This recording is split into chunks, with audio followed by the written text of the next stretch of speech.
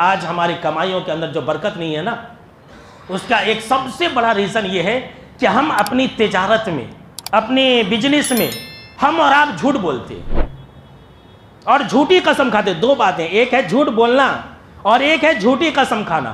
یہ دو ایسی چیزیں ذرا کان کھول کر کے سنیے کہ تجارت کے اندر اگر جھوٹ بولی جائے، تجارت کے اندر اگر جھوٹی قسم کھائی جائے تو تجارت سے برکت مٹ جاتی ہے. جناب محمد عربی صلی اللہ تعالیٰ علیہ وسلم نے فرمایا. آج لوگ تو جھوٹ بھی بولتے ہیں، جھوٹی قسم بھی کھاتے ہیں. پہلے ایک حدیث سنتے بخاری مسلم کی، اس کے بعد وہ آپ جو ہے نا بات خود سمجھ جائیں گے. آپ صلی اللہ تعالیٰ علیہ وسلم نے فرمایا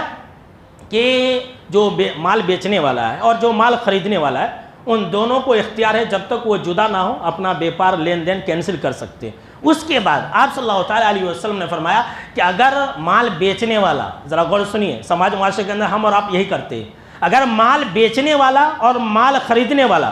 دونوں اگر سچ بولے، جو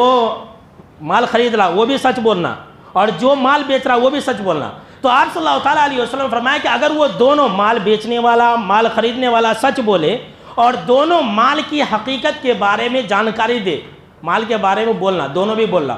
تو آپ صلی اللہ تعالیٰ علیہ وسلم نے فرمایا کہ ایسی صورت میں ان دونوں کے مال میں برکت اللہ رکھ دیتا ہے. لیکن اگر وہ دونوں جھوٹ بولے اور دونوں بھی مال کی سچائی کے بارے میں چھپائے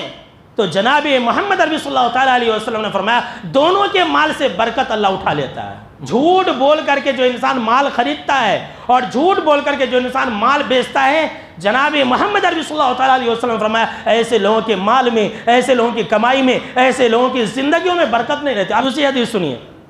جناب محمد عربی صلی اللہ تعالیٰ علیہ وسلم نے فرمایا کہ جھوٹی قسم کھانے سے ایک انسان کا مال بک جاتا ہے. جھوٹی قسم کھائے، اللہ کی قسم، اب اللہ کی قسم کھایا بولے تو انسان بھروسہ کر لیتا. جھوٹی قسم کھانے سے کہ انسان کا مال تو بک جاتا ہے، لیکن جناب محمد عربی صلی اللہ تعالیٰ علیہ وسلم نے فرمایا لیکن اس مال سے برکت ختم ہو جاتی ہے. اللہ اکبر. اور جو لوگ جھوٹی قسم کھا کر کے اپنا مال بیچتے ہیں نا، اور جھوٹی قسم کھا کر کے ایک دوسرے کا مال بھی ہتھیا لیتے ہیں، اللہ کی قسم کھا کر کے مال بھی ہڑپ کر لیتے ہیں، اللہ کی قسم کھا کر کے دو چار گواہوں کو رکھ کر کے دوسروں کے پلاٹ پر قبضہ بھی کر لیتے ہیں، تو جناب محمد عربی صلی اللہ تعالیٰ علیہ وسلم فرمایا ایسے لوگوں کو کل قیامت کے دن اللہ رب العالمین دردناک عذاب دے گا.